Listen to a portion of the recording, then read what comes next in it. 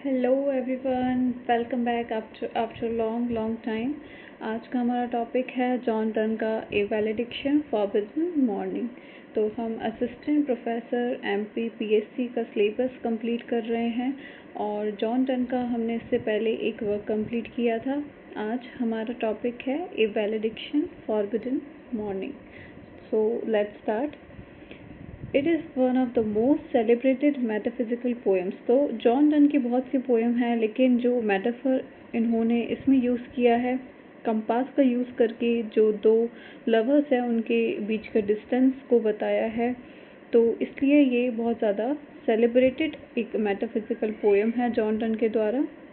The poem was composed when Donne had to leave his wife for a journey.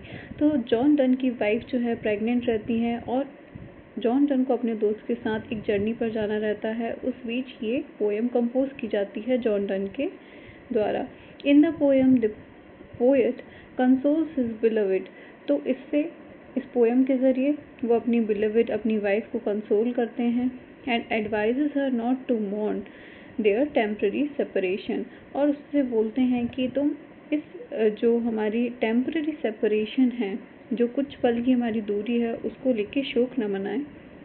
According to Donne, true love is spiritual and remains unaffected by physical distance. तो वो इस बात पर जोर देते हैं कि ये जो डिस्टेंस है ये सिर्फ फिजिकल डिस्टेंस है और हमारा लव क्या है, स्पिरिचुअल लव है। और ट्रू लव स्पिरिचुअल ही होता है और फिजिकल डिस्टेंस का उस पर कुछ भी असर नहीं पड़ता है। ठीक है, तो ये है हमारा इंट्रोडक्शन। अब थोड़ा सा बैकग्राउंड देख लेते हैं हम पोएम का। The poem is written in the form of farewell speech.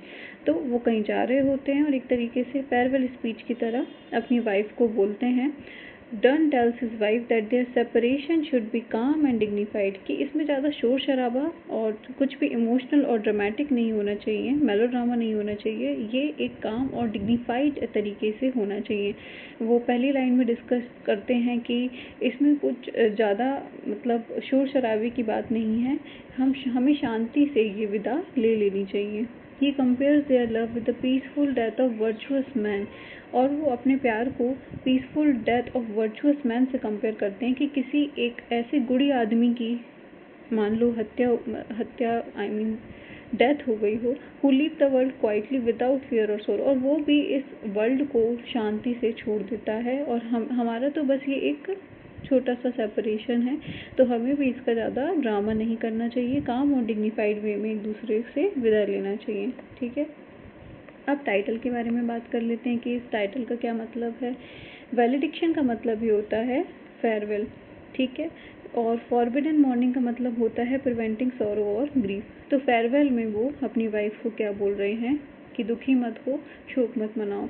दस the title suggest a farewell in which the lovers are asked not to weep और सफ़र, कि रोना भी नहीं है, सफ़र भी नहीं करना है, काम और डिग्निफाइड वे में विदा लेना है, because their love is strong enough to survive distance, क्योंकि उनके अकॉर्डिंग उनका लव स्पिरिचुअल है और ये फिजिकल डिस्टेंस को सर्वाइव कर ही सकता है।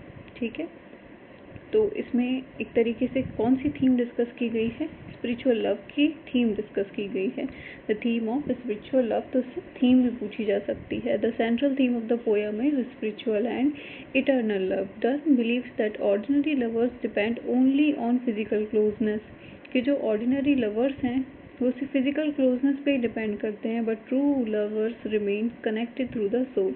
लेकिन जो सच्चा प्यार रहता है, जो सच्चे लवर रहते हैं, वो सोल के थ्रू जुड़े रहते हैं, फिजिकल क्लोजनेस उनके लिए इतनी मैटर नहीं करती। Physical separation cannot weaken spiritual love. The poet presents love as pure, refined and beyond material limitations. तो इस तरीके से उन्होंने spiritual love की थीम डिस्कस की है। अब जो मोस्ट फेमस एग्जाम्पल इसमें यूज़ किया जाता है, द कंपास कंसीट। कंसीट एक तरीके से मेटाफर का यूज़ किया गया है यहाँ पे। One of the four most famous metaphysical conceits जो है इंग्लिश पोइट्री में, वो इसी पोएम में हमें देखने को मिलती हैं। Donne compares the two lovers to the two legs of a compass. तो ये दो लवर्स को, कंपास आपने देखा होगा प्रकार, जिसकी दो टांगे किस तरीके से एक दूसरे से जुड़ी रहती हैं एक फिक्स सेंटर के through. One leg remains fixed at the centre, जिसमें से एक लेग जो है उसका वो हमेशा सेंटर में फिक्स रहता है, जिसकी वजह से दूसरा मूव कर पाता है, while the other moves around in a circle, और जिससे हम सर्कल बना पाते हैं इवन व्हेन सेपरेटेड। और अगर ये सेपरेटेड हो भी तो दोनों लेग्स कनेक्टेड रहते हैं, राइट। सिमिलरली द पोएट में ट्रैवल फॉर फार अवे, मतलब यहाँ सर्कल में घूमने को किस तरीके से दर्शाया गया है कि पोएट जो है वो चला गया है दूर, है ना, but his beloved remains spiritually connected to him, और उसकी बिलवेड जो है वो एक फिक्स्ड सेंटर की तरह वहीं फिक्स है।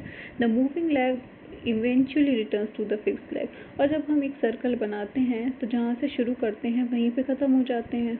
तो वो यही बोलता है कि जैसे वो जो लैग है वो घूम फिर के उसी जगह वापस आ जाता है, eventually returns to the fixed leg symbolising reunion. तो सेपरेशन के बाद में रीयूनियन को ये दर्शाता है, ठीक है। तो इसमें मेटाफिजिकल एलिमेंट्स का यूज़ किया गया है, इसलिए ये मेटाफिजिकल पोइट्री है।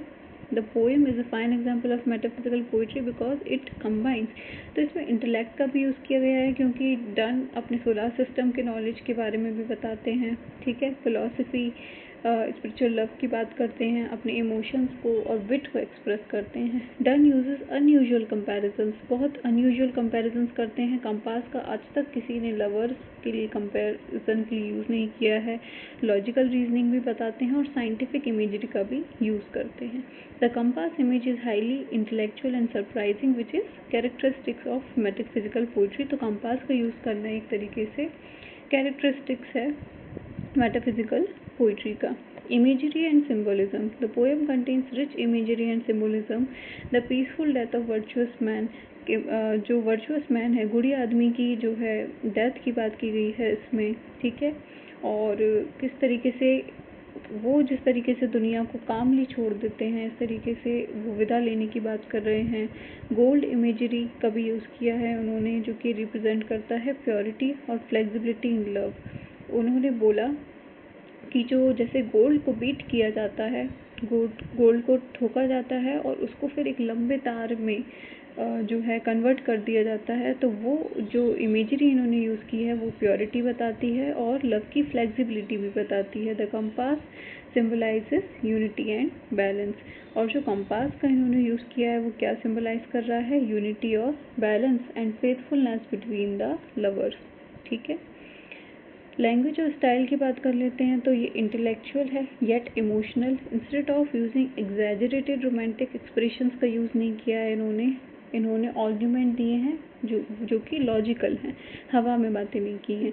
उनकी कन्वर्सेशन की स्टाइल जो है वो अलग है, फिलोसफिकल है, एनालिटिकल है, ठीक है। The poem reflects both emotional depth, सिर्फ इमोशनल बातें नहीं की गई हैं, इंटेलेक्चुअल ब्रिलियंस भी हमें इसमें देखने को मिलता है, ठीक है।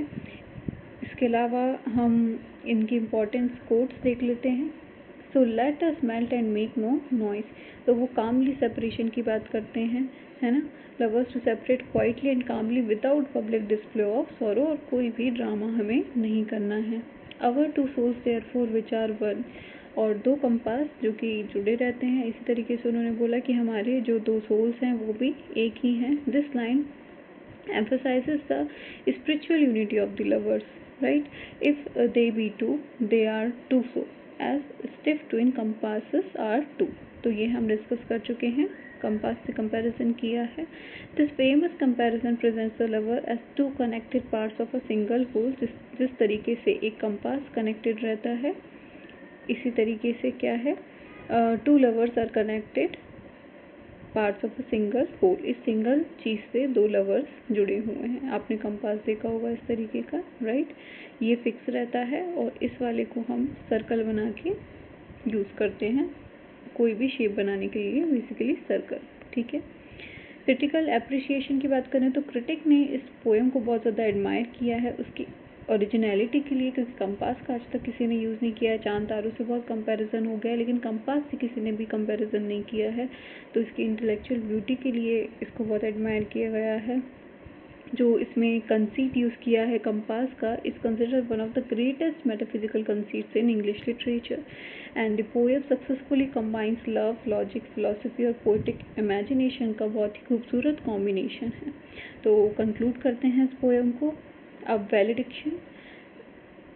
Forbidden Morning represents John Donne's concept of ideal love, spiritual love जिसको वो बोलते हैं. The poem teaches that the true love is spiritual, constant and beyond physical separation. Through logical arguments and powerful imagery, Donne transfers simple farewell into a profound exploration of eternal love. So I hope आपको ये poem समझ में आ गई होगी. और मैं line से चलूँगी जो भी हमारे सिलेबस प्रिस्क्राइब किया गया है. अगर आपको कोई पोएम इससे भी पहले समझनी है तो आप कमेंट कर सकते हैं. और आपको PDF कोर्स परचेज़ करना है असिस्टेंट प्रोफेसर का, MP असिस्टेंट प्रोफेसर का फॉर इंग्लिश लिटरेचर, तो आप कमेंट कर सकते हैं. It is only for ₹399 for now.